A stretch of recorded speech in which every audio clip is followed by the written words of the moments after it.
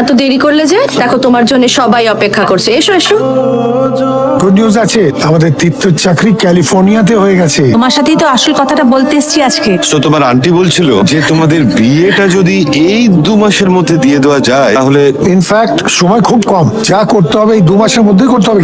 তোমার কিছু বলার আছে? না ঠিক আছে। আসতে পারি? কে তুমি ঠিক চিনতে পারলাম না তো। আমি রণ কাকু, আমি এই পাড়াতেই থাকি। ও, আমি আপনার মেয়ে মিতুলকে ভালোবাসি, আমি ওকে বিয়ে করতে চাই।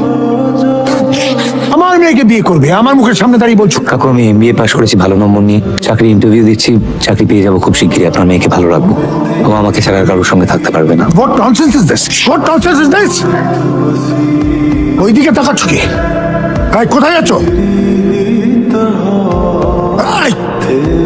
ননসেন্স।